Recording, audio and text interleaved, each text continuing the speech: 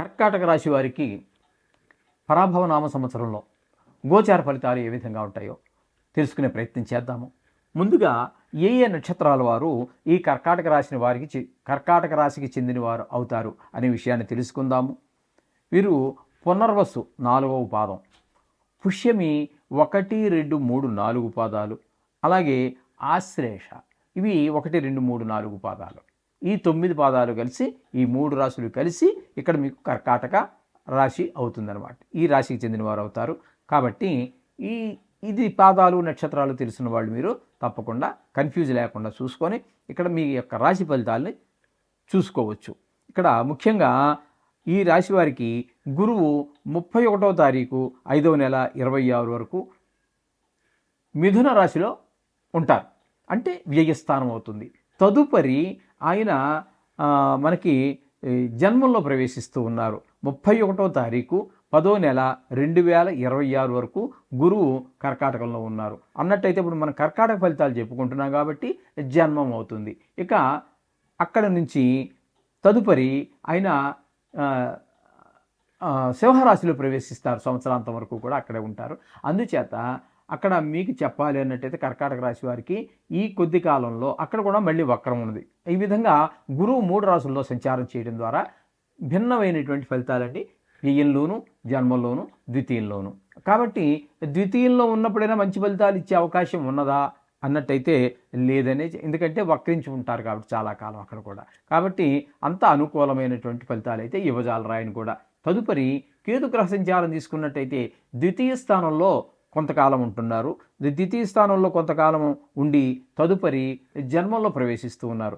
కేతువు జన్మంలో ఉన్న ద్వితీయంలో ఉన్న ఏ విధమైనటువంటి ప్రయోజనమో లేదు, కొంచెం అనుకూలమైనటువంటి ఫలితాలను ఇవ్వజాలరు. ఇక రాహుగ్రహ సంచారం తీసుకున్నట్టయితే మీకు అష్టమంలో నుంచి కొంతకాలం ఉండి తదుపరి సప్తమ స్థానంలో ప్రవేశిస్తూ ఉన్నారు. ఆ సప్తమ స్థానంలో ప్రవేశించంటే మకరంలో ప్రవేశిస్తున్నారు. కాబట్టి ఇక్కడ రాహు పూర్తిగా ప్రతికూలుగానే ఉన్నారు, కేతువు ప్రతికూలంగానే ఉన్నారు. గురువు కొద్ది కాలం మాత్రమే, చాలా తక్కువ కాలం మాత్రమే అనుకూలమైనటువంటి ప్రదేశంలో ఉన్నారు. ఇక శని భగవానుని కనుక మనం తీసుకున్నట్టయితే 9వ స్థానంలో ఉండటం ద్వారా ఆయన కూడా అంత అనుకూలమైనటువంటి ఫలితములను ఇవ్వజాలరు టోటల్గా.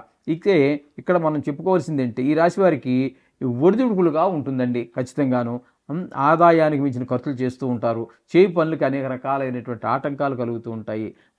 అకారణంగా కలహాలు, నమ్మిన వాని వల్ల మోసం పోవటం, వృత్తి వ్యాపారాలు వీటిలో కొన్ని దగా జరగటము, ఈ రాబడికి మించిన ఖర్చులు, ఈ ధనాదాయం తగ్గటం, ఈ విధమైన మిత్రులే విరోధులుగా అయిపోవటం, ఇట్లాంటి ఫలితాలన్నీ కూడా మనం చవి చూడవలసి వస్తుంది.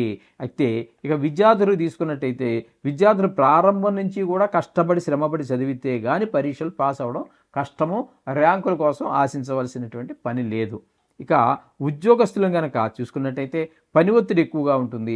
ఇష్టం లేనటువంటి ప్రదేశానికి ట్రాన్స్ఫర్లు అవుతూ ఉంటాయి. అక్కడికి వెళ్ళి మళ్ళీ అనవసరమైనటువంటి శ్రమ, మళ్ళీ సంసారం ఒక దగ్గర, లేకపోతే సంసారం మార్చినప్పటికీ కూడా తనకి ఇష్టం లేనటువంటి ప్రదేశంలో ఉండటం ఒక బాధాకరమైనటువంటి విషయంగా అనిపిస్తూ ఉంటుంది ఉద్యోగస్తులకి. ఇంకా వ్యవసాయదారులు తీసుకున్నట్టయితే 2 పంటల్లోనూ కూడా ఆశించినటువంటి ఫలితం రాదు. తద్వారా వాళ్ళకి అప్పులు మిగిలిపోతాయి, రుణాలు పెరిగిపోయేటువంటి అవకాశం ఉన్నది. ఎందుకంటే 2 పంటల్లో ఒక పంట వచ్చినా చేతికి, ఒక పంట రాకపోయినా దానికి సరిపోతుంది అనుకోవచ్చు. మనకి ఇక్కడ 2 పంటలు దెబ్బతినేటప్పటికీ ఏమవుతుంది, పెట్టిన పెట్టుబడికి కూడా పెరిగిపోతుంది కానీ అది తగ్గేటటువంటి అవకాశం లేదు, రుణాలు పెరిగేటువంటి అవకాశం ఉంది. ఇకపోతే వ్యాపారస్తులకి, సరుకులు నిల్వ చేసుకునే వారికి ఆకస్మిక దాడులు జరుగుతూ ఉంటాయి అధికార గణం చేత. తద్వారా వాడు పట్టుబడి లేనిపోని వ్యవహారాలు చిక్కుకుంటూ ఉంటారు. అవన్నీ కూడా వ్యాపారాలు కూడా అనుకూలించవు. ఎవరు పట్టుబడకపోయినప్పటికీ కూడా వ్యాపారాలు అయితే అనుకూలించవు. దాచిపెట్టాడు ఏదో రేటు పెరుగుతుందని ఒక రేటు కొని కొన్న రేటు కంటే తగ్గింది, అప్పుడు ఏం చెబుతుంది, నష్టం వస్తుంది. ఆ విధంగా వ్యాపారస్తులు కూడా దెబ్బతినేటటువంటి అవకాశం కనిపిస్తుంది. ఇక క్రీడాకారులు, కళాకారులు, సినీ నటులు అలా ఇట్లాంటి వారందరికీ కూడా ప్రోత్సాహం అనేది చాలా తక్కువగా ఉంటుంది. వంచేత వాళ్ళు కూడా కొంత నష్టపోయి, అంటే దీని మీద పెట్టుబడి పెట్టేటటువంటి వారు కళాకారులు అయితే వాళ్ళకైతే పెట్టుబడి పెట్టరు, కానీ ఓ ప్రొడ్యూసరు, ఒక నిర్మాత ఉన్నాడు, వాడిపై మరి పెట్టుబడి పెడతారు కాబట్టి వారికి కొంచెం నష్టం వచ్చేటటువంటి అవకాశం స్పష్టంగా గోచరిస్తూ ఉన్నది. ఎవరికి, కర్కాటక రాశి వారికి ఈ విధంగా ఉందండి. కాంట్రాక్టర్లు కూడా సకాలంలో పనులు పూర్తి చేయలేరు. తద్వారా అనేక రకాలైనటువంటి ఆటంకాలు కలుగుతూ ఉంటాయి, ఇబ్బందులు ఏర్పడుతూ ఉంటాయి. ఎప్పుడైతే పని పూర్తి కాలేదు, బిల్లులు చేతికి రావు, వీరు ఎక్కడి నుంచో వీరు కూడా సొంత డబ్బులుండి పెట్టుబడి పెడితే బాధ లేదు, వారు కూడా బ్యాంకు ద్వారానో మరో దగ్గర కోట్లాది రూపాయలు అప్పు తెచ్చి పెట్టవలసినటువంటి పరిస్థితులు ఉంటాయి. కాబట్టి వాటికి వడ్డీలు కట్టుకోవటం ఇవన్నీ చాలా భారంగా పరిణమిస్తూ ఉంటాయి. ఈ విధంగా ఉంటుంది. ఇక రాజకీయ నాయకుల విషయానికి వస్తే వాళ్ళకి ప్రజల్లో గుర్తింపు ఉండదు. ఎప్పుడో ఎలక్షన్లప్పుడు వచ్చాడు, సంవత్సరాలు గడిచిపోతున్నాయి, మళ్ళీ రాలేదు. ఒకవేళ ఎప్పటికప్పుడు కొత్త కొత్త సమస్యలు ఏర్పడుతూ ఉంటాయి. ఈ విధంగా పదవుల్లో కూడా మార్పు వస్తూ ఉంటుంది. ఒక మినిస్టర్గా ఇచ్చారండి, ఆయన సక్సెస్ కాలేకపోయాడు, మరి ఏం చేస్తారు?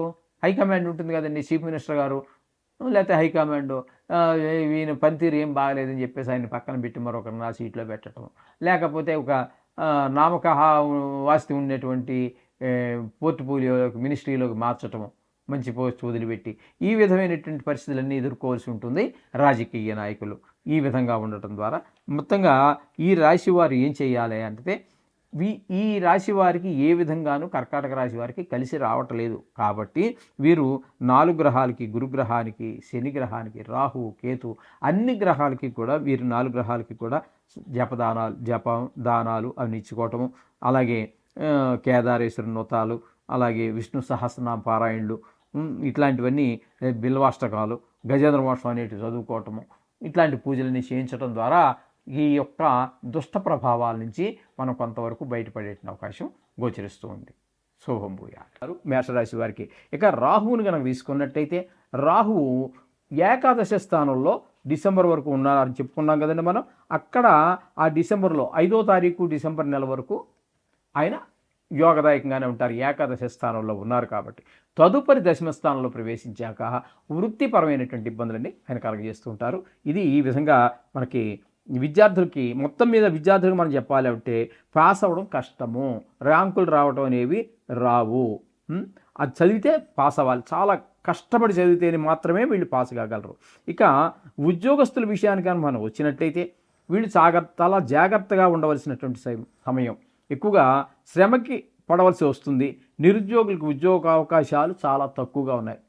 నిరుద్యోగంలో ఉన్నటువంటి వారికి ఉద్యోగ అవకాశాలు చాలా తక్కువగా ఉంటాయి.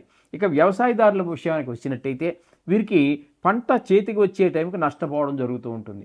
అంటే బాగా పండిపోయింది, ఇంక కొద్ది రోజుల్లో మనం కోసేద్దాము అనుకునేటప్పుడు వరదలో ఏవో రావటం, కొట్టుకుపోవటము, లేకపోతే చీడపీడలు పట్టడము, ఇట్లాంటివన్నీ జరిగి మొత్తం మీద వీళ్ళకి కొంచెం ఆదాయం తగ్గేటటువంటి అవకాశం ఉంటుంది. ధనాదాయం తగ్గిపోతుంది, రుణభారం పెరిగిపోతూ ఉంటుంది. మరి ఏంటంటే దానికి పెట్టుబడి పెట్టాలి కదండి, అది బ్యాంకు ద్వారానో ప్రైవేటు వ్యక్తుల దగ్గర తీసుకోవాల్సి ఉంటుంది. అవి పంట ఎప్పుడైతే చేతికి రాలేదో రుణం పెరిగిపోతూ ఉంటుంది. ఈ విధమైనటువంటి ఇబ్బందులన్నీ వ్యవసాయదారులకి ఉన్నాయి. ఇక వ్యాపారస్తులకు చెప్పుకోవాలంటే, వీళ్ళకి పెట్టుబడులు ఎక్కువైపోతూ ఉంటాయి. క్రయ విక్రయాలు కలిసి రావండి.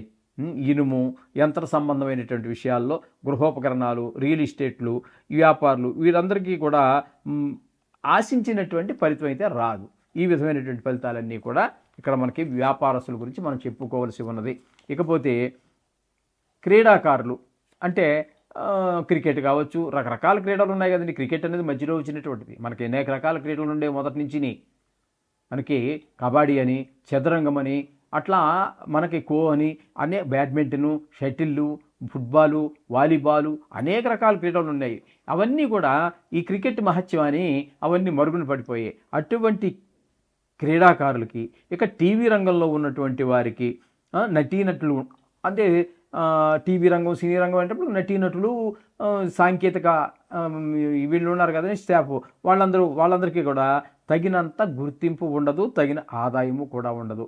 నిర్మాతలకి పెట్టుబడికి తగినటువంటి ఆదాయం రాదు. ఎందుకంటే ఈ నిర్మాత అనేటటువంటి వాడు ఏదో మనలాగా ఏదో లక్షలతోటో, 1-2 కోట్లతోటో, 10 కోట్లతోటే తేలేటటువంటి వ్యవహారం కాదు. అది చాలా పెద్ద మొత్తంలో పెట్టవలసి ఉంటుంది. వాళ్ళకి సరి అయినటువంటి ఆదాయం రాదు. కాంట్రాక్టుదారులు కనుక తీసుకున్నట్టయితే ఈ కాలంలో పూర్తి చేయడం జరగదు. ఎప్పుడైతే పూర్తి అవ్వలేదో వాళ్ళ బిల్లులు పెండింగ్లో పడిపోతూ ఉంటాయి. ఈ విధంగా కాంట్రాక్టుదారులకు కూడా కలిసి వచ్చేటటువంటి కాలం కాదు. ఇక రాజకీయ నాయకులకి మనశ్శాంతి ఉండదు. ఇచ్చిన వాగ్దానాలు నిలబెట్టుకోలేరు. దానితో ఏమవుతుంది, ప్రజల్లో కొంత వ్యతిరేక భావం వస్తూ ఉంటుంది. ఈ విధంగా వాళ్ళ పడుగుబడి కూడా తగ్గిపోతూ ఉంటుంది. ఈ విధమైనటువంటి పరిస్థితి అంతా కూడా మనకి ఈ మేషరాశి వారికి గోచరిస్తూ ఉన్నది. అయితే వీరు శనికి, గురువుకి, కేతువుకి ఇక 4 గ్రహాలకి కూడానండి గురువు, శని, రాహు, కేతువులకి రాహు కొంతవరకు ఉపయోగపడుతున్నారు కానీ కొంతలో కొంత మిగిలిన 3 గ్రహాలు ఏ విధంగానూ కర్కాటకంలో సంచారం చేసే కాలంలో గురువు 2 గ్రహాలు పూర్తిగా లేవు, 2 గ్రహాలు పాక్షికంగా యోగిస్తున్నాయి కాబట్టి వీరు 4 గ్రహాలకి కూడా జపశాంతులు చేసుకోవటం కానీ లేదా దానికి సంబంధించినటువంటి దానాలు ఇచ్చుకోవటం, శనికైతే శని త్రయోదశి రోజున దానాలు అదే నువ్వులు తైలాభిషేకం చేసుకోవటం, ఇట్లాంటి ప్రక్రియలో వారి వారి యొక్క ఆర్థిక పరిస్థితిని బట్టి వారు చేసుకున్నట్టయితే ఉత్తమమైనటువంటి ఫలితాలని పొందగలరు. శుభం.